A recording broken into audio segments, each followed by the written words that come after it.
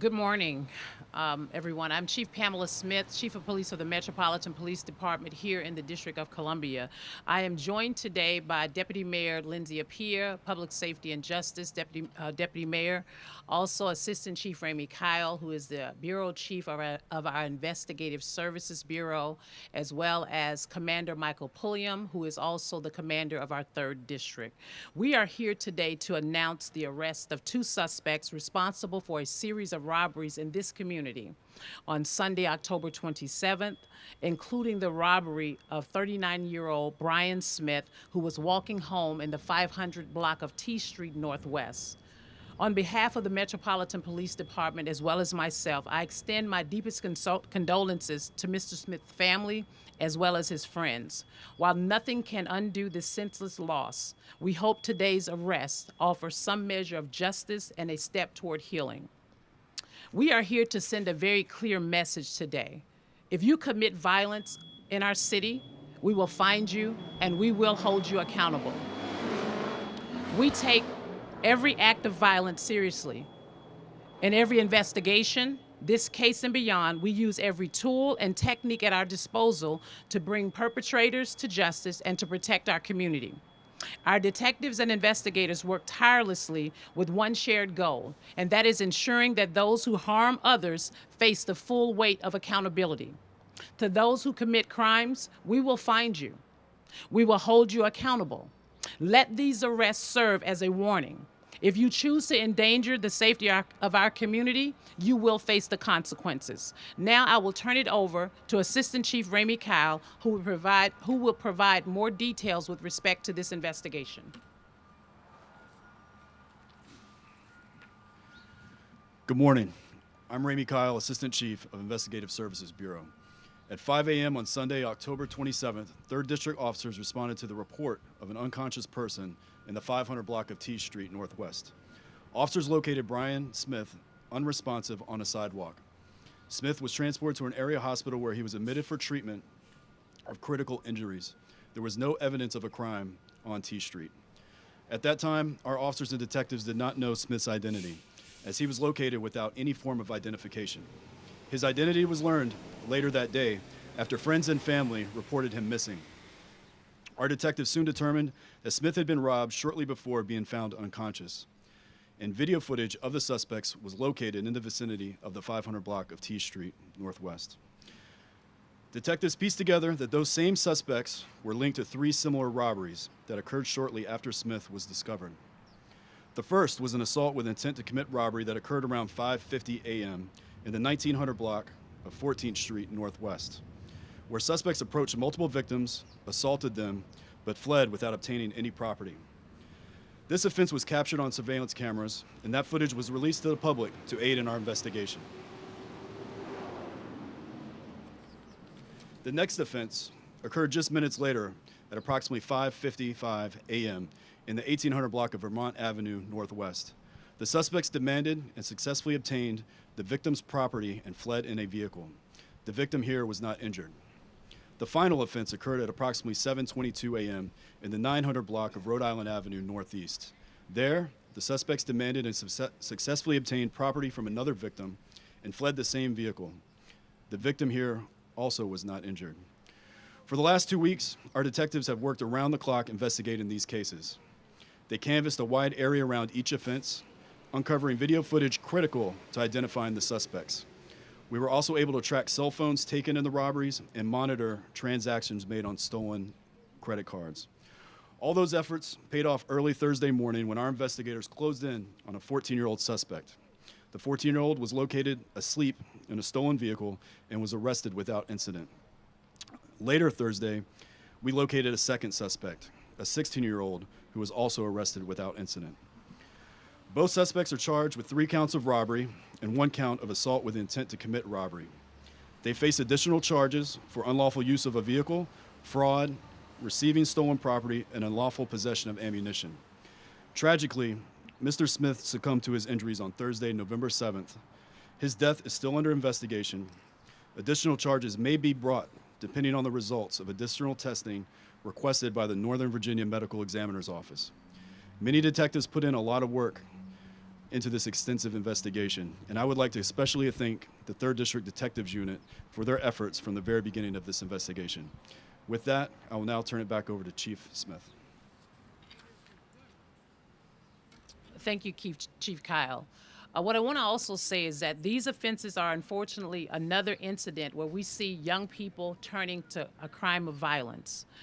It is always and has been my top priority to continue our efforts with working with and engaging our youth, and we will continue to work with our government partners and our community to put forth whatever measures we need to ensure that our young people are moving in the right direction. As you heard, cameras played a critical role in solving this crime. That's why we continue to urge members of our community, business owners, to please register your cameras or your security cameras with Camera Connect DC so that we can build out our network. The faster we're able to track down critical investigative leads, the quicker we are to bring a lot of these cases to closure. I also want to address some concerns we heard from the community in the last few weeks. There is no indication at this time that these 4 robbery cases were motivated by hate or bias. There is no connection between these offenses and a potentially hate-motivated assault that occurred earlier that morning in the 1900 block of 14th Street Northwest. I'd again like to express my condolences to the family and my gratitude and appreciation to our detectives who worked tirelessly to bring this case to a closure. At this time, I'll take any questions you may have. Yes, sir. Oh, Mark, I'm sorry. Mark. Can you tell us about the weapon that was used? You mentioned the finding ammunition with him. I think we heard that he suffered trauma to the head, Mr. Smith. Can you tell us what weapon was used, if it was recovered? I'll have Chief Kyle answer that question. I don't think we had any weapon recoveries at this point in our investigation. As you know, even though we've conducted the investigation that led to the arrest, we're still doing in-depth investigation with respect to what occurred with Mr. Brian Smith, as well as the other robbery victims. So can you tell us about the weapon? Was a gun used in any of these cases? No, there was no gun used, but we did find ammunition in the vehicle. Chief, you had mentioned the importance of the video in these cases here. In the case of the robbery of Brian Smith, what did the video show that could have possibly led to his injuries? And is there enough evidence at this point to move forward with possible murder charges? Well, as you know, a lot of these cases are under investigation. They have to be presented to the U.S. Attorney's Office or the Office of Attorney General in this case, because they're juveniles, for further investigation. So I won't go into the details of what was on the video. But as we've stated earlier, in particular with this case, we have not yet made a determination based on the results that we're waiting from the Virginia OCME's office with respect to how Mr. Smith actually succumbed to his injuries. The Office of Chief Medical Examiner of Virginia, why are they handling that case? I believe Mr. Smith was transported to Virginia for further medical treatment, which is where he succumbed to his injuries. Okay. Was there an issue with D.C. hospitals at the time or something? No. What was the reason why he was sent to Virginia? I don't know the reasons with respect to that. You'd probably have to speak with his family. Okay, thank you. Yes, sir.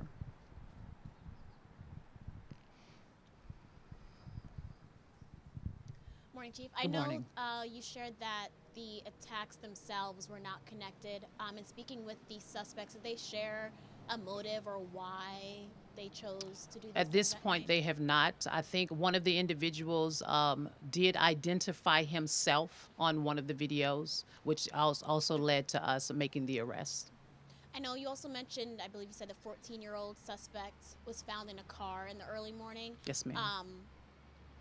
Do you know if he had guardians? Was he someone that was unhoused, or his situation? So both of these individuals are D.C. residents. These young children are D.C. residents. I'm sure they have parents. We have made some contact with one of the individuals' guardian or parent, but we're still continuing with the investigation with respect to the who, what, when, where, and why these young people were out. And I've said it on many occasions, young people should be at home, and they should be parentified by an adult to ensure they know where their children are at all times. Had these two suspects had interactions with police in the past, from your knowledge? I don't think so, because they're juveniles. Okay, we cannot provide that information because they're juveniles. Understood. Thank you. You're welcome. So just to clarify, did either of them have prior arrest records, either the 14-year-old or the 16-year-old? As I stated to the other reporter, that we're unable to provide that information because they're juveniles. And did either arrestee have involvement with other DC agencies prior to this I still incident? can't speak to that because they're juveniles. Yes, ma'am. Any other questions? Yes, sir. Yes, sir. Thank you, Chief. Just to follow up here, you had mentioned that there was no evidence of a crime on T Street regarding the case of Brian Smith. Can you describe the nature of his injuries? I cannot describe the nature of his injuries. Again, that's still a part of the investigation, which will help us to build out the case if there are other charges that we may lodge against these young individuals. What I will say is that the cameras did help us determine who the individuals were. And they did show that he was assaulted by those suspects. Again, I cannot get into the details of it because that's a part of the case. So I would suggest that we wait until this case moves forward with the Attorney General's office. Did it at least show the evidence of a robbery of Brian Smith by these suspects? It led us to believe that these two individuals committed the robbery of Mr. Brian Smith. Okay. Yes, sir. Mark.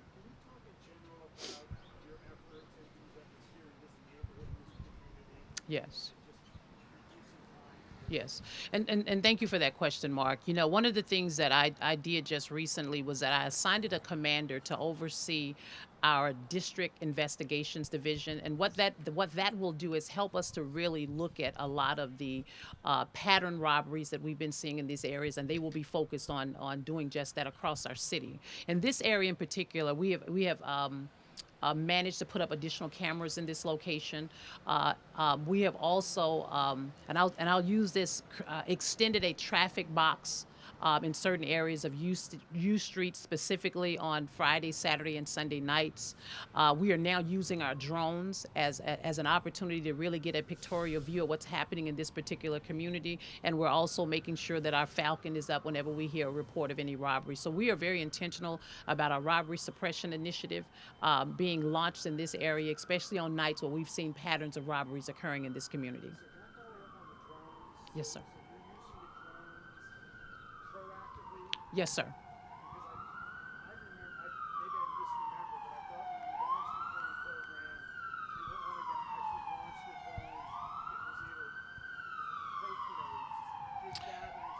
Right.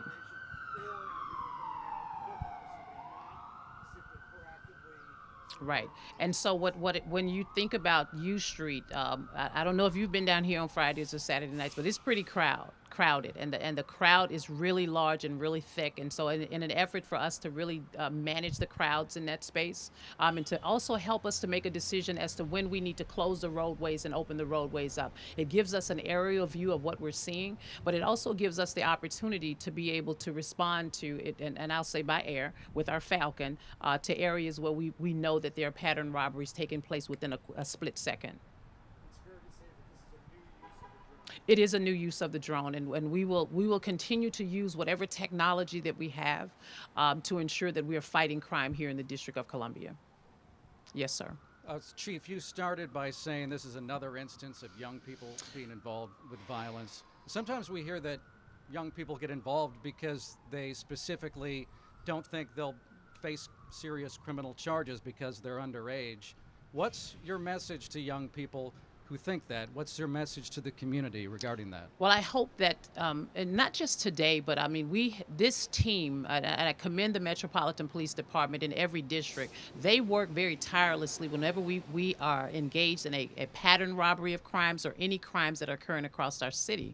And we saw an uptick, if you will, or an increase of juveniles engaged in a lot of criminal activity last year. We've seen that kind of come down a little bit this year, but it's still not where we need young people to be. And my message to young people is what I said at the beginning. If you commit a violent crime here in this city, we will find you and we will hold you accountable. Thank you, everyone.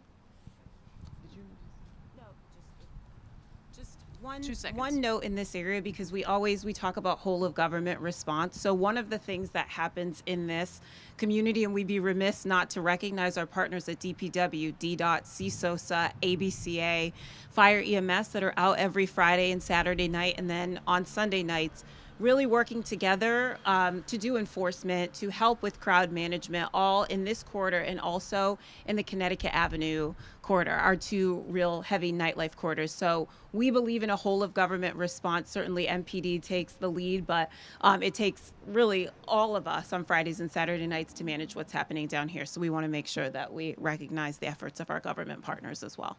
Thanks. All right. Thanks, everyone.